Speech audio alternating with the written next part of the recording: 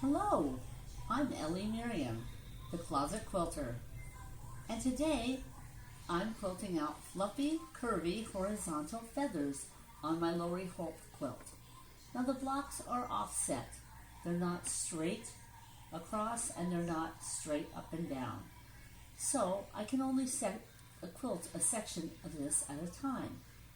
So I'm doing it all horizontally on the Cutie frame since I only have 5 inches of vertical quilting space.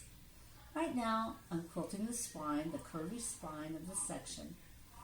And as I said in the first video, I did mark all the inside curves on my spine.